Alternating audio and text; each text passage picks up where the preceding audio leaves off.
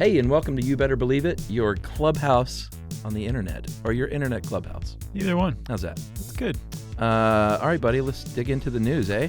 Oh, yeah, let's get down to it. What do you got for us? Well, there is a bed and breakfast up in upstate New York in the Hudson Valley that's gotten a ton of buzz marketing lately because they announced that they would be charging hotel guests who are guests of a wedding party, which we'll explain in a second. Sure. $500 per negative Yelp comment. Yeah, this is the Union Street Guest House in Hudson, and they will just charge your credit card. Yeah, which they already have on file because you stayed with them. Exactly. Apparently, they have they get a lot of negative comments from people who aren't expecting the place to be vintage or older or whatever. Rustic. And these people are basically saying, like, if you have a problem with that, you have no idea what you're talking about. Like, go stay at the Marriott. Right. It's not our fault that you don't like it, so stop leaving negative comments. So to, I guess, prevent that, to squash any dissenting opinions, they charge you $500. Yeah, at first when you sent me this, I was outraged. Appalled. As outraged as I get. But then I sort of got it. I don't think they should charge $500, but I sort of get it. If you're a rustic place like that and someone is forced to go there as a member of a wedding partner, Right. And those Yelp reviews can get so snarky. They can. You know, it's like you should know what you're going into. Like, if it doesn't have all the amenities you're used to, then that's not their fault. So I get it. But they said they will remove the charge if you remove the Yelp review. Exactly. Yeah. They'll, if you remove it, they either won't charge it or they'll refund you. Yeah. So, I mean, I guess it's just basically, it's extortion. Yeah.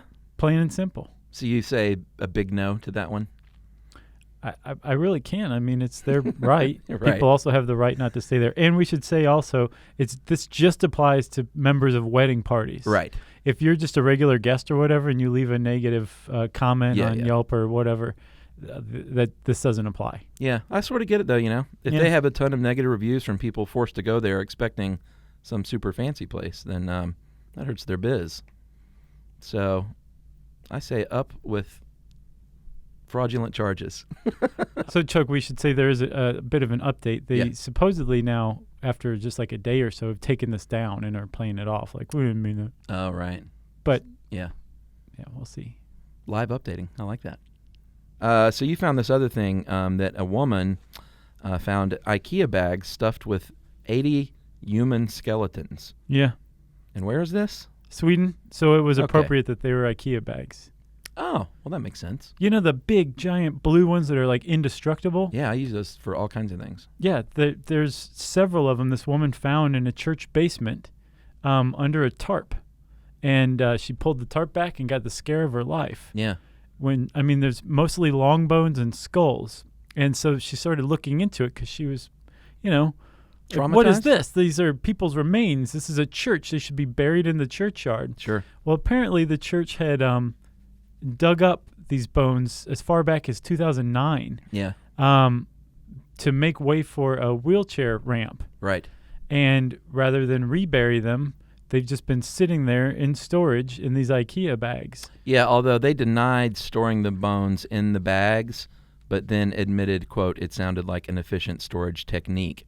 Right. That was the archaeologist who carried out the original dig. Yeah. And he points out, like, he doesn't say it directly to her, but he's basically like, calm down, lady. Right. Because these are just long bones and skulls, they were probably dug up and reburied previously. So these things are used to sitting around in Ikea bags. And, and her final line was, how would you feel if it was your grandmother or grandfather, which is a very shameful thing to say. Yeah, and the archaeologist just went, I'm sorry. And also, we should point out that the author, I believe, of this article is an erotic novelist. Is that right? I didn't catch that. No. No, the think you're lady looking who at another found tab. No, the lady who found the bones is an erotic novelist. I think all Swedes are erotic novelists. Well, she definitely is. Well, way to go. Yeah. Kiki Carlin. Yeah, she has a blog and she writes erotic novels. So there you have it. Free marketing for her. Is that all you got? Well, while we're on a roll, let's do the correction, the Play-Doh correction. You want to? Yeah, we did a podcast on Play-Doh recently, and Josh pointed out a 3D Play-Doh printer. Let's see it.